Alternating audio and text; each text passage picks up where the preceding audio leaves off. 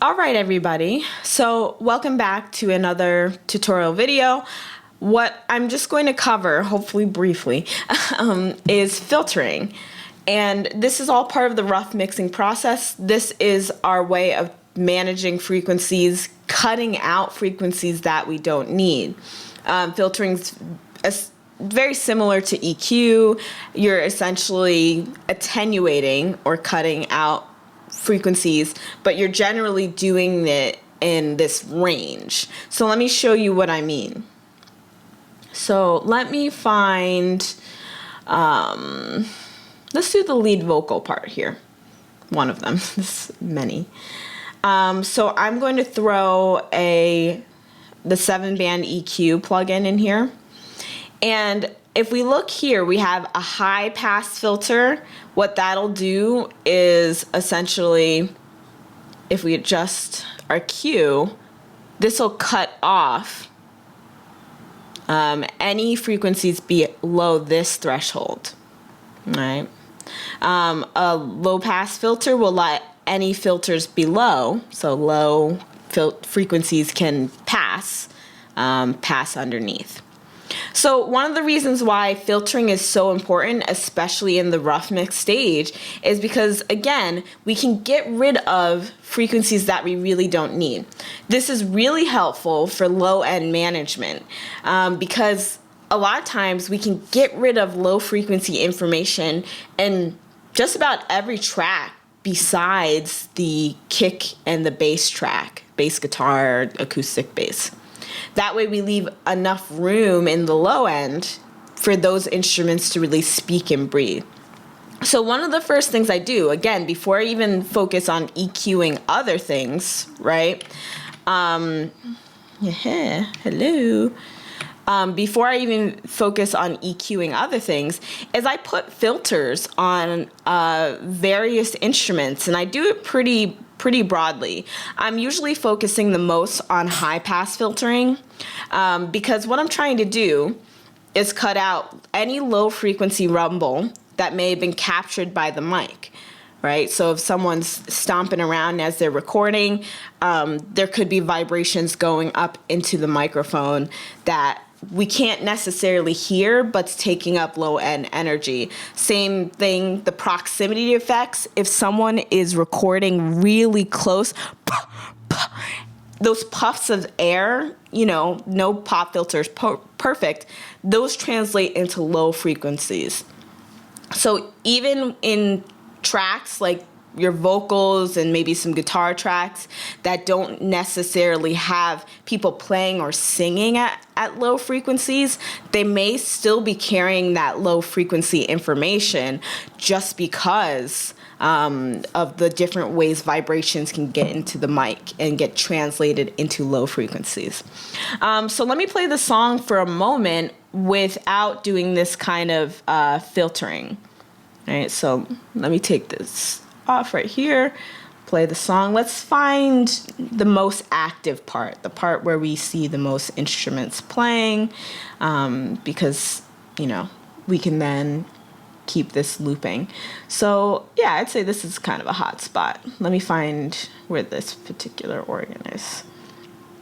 Okay, so I'm gonna highlight this, and I always like to have the loop playback on, so just right click the little play button in the transport area and hit loop. All right, boom. So let's have this, we'll have the loop going. Run, run, run, run. Babylon and Google. So right now you can't really hear the bass and the kick all too much. And so what we want to do is try and clear up some space for the bass and kick to hang out in. All right, so I'm going to go to our mix window here, and what I'm going to do is actually add a high pass filter to a ton of tracks. Right? Let's look here. We do hi-hats, overheads, electric guitars, Organ's questionable, but this is a mixing decision. How much do you feel like you need? Do you feel like you need that low end organ track?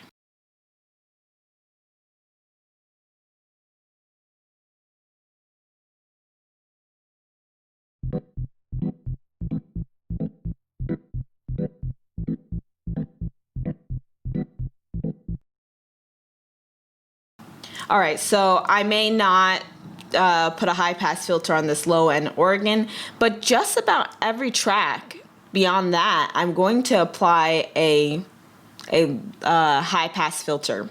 So let's get started. I'm going to go up to the rim, right? Insert that 7-band EQ and turn the high pass filter on. I'm going to make the Q extreme because I'm just trying to do a drastic cutoff. Remember, you should always go back and adjust these things. Right now, I'm doing a broad sweep, and then as I continue through the process, I'll make finer adjustments so it's not as crazy. All right, so let's see this rim track here. I'm going to throw this high pass filter on. And again, I'm just trying to get rid of, the most rumbly parts. So, you could go around 90 hertz. In a lot of cases, you can go higher. But since I'm going to try to apply this pretty broadly, I'm not going to go too crazy. So let's do about 100 so I don't lose too much frequency information. All right, so I set this on the rim track. What I'm going to do is a little shortcut. I'm going to copy and paste these plugins from one insert area to another. All right, so what I'm doing is I'm hitting the Option key, clicking, holding, and dragging, right? You could use the Alt key on a PC. And like I said before, I'm doing this pretty much on every track. And notice how the plugin setting stays the same. I can use the same plugin to do additional subtractive and additive EQ after I've done all the filtering. All right. So if you notice this track, I can't put the EQ on this. I'll just have to create another EQ. So this is because I'm trying to go from a stereo track here to a mono track here. That's why that's not applying. And in fact, what I may want to do is just double check and make sure that this is a stereo plugin and I'm not applying a mono plugin to a stereo track. But anyway, let me go back and continue to spread this EQ, this filter love here. And really what the goal is I'm just trying to clear up a bunch of low end energy to see if we can get the bass to fit a little bit better. Okie dokes. So notice how I have my bass and my kick without the high pass filter because I want those frequencies to be present in the lower end. Oh, I made a little boo-boo. I don't want the filter on the low organ, because I want that to hang out in the low end. So, hello.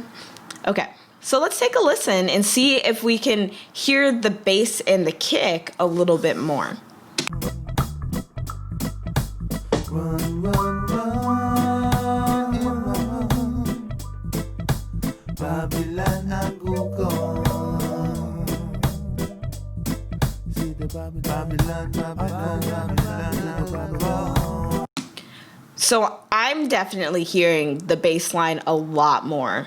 And you can always go back to the beginning of the video to see that or to hear and test out that difference. But just notice how putting this filter here, right, makes a world of a difference because you're just getting rid of unnecessary frequency energy. All right, so in terms of low pass filtering, where we only let the lower frequencies pass underneath this threshold, you have to be careful. You have to apply it as needed. I wouldn't apply that broadly because then you're losing some higher end frequency information, so sparkle, some dazzle. So I will apply the low end pretty liberally, but I won't generally apply this in the same manner. So what I would suggest is do that on a case-by-case basis. If you're isolating and soloing individual tracks and you feel like there's not worthwhile frequency information up there, like let's say maybe in the guitar, for instance, you don't really want that higher airiness in the guitar because you're trying to save that for the vocal airiness range, then you can apply that low pass filter there. So yeah, that's the gist. And that's it for this video. So have fun mixing, and I'll see you in the next video.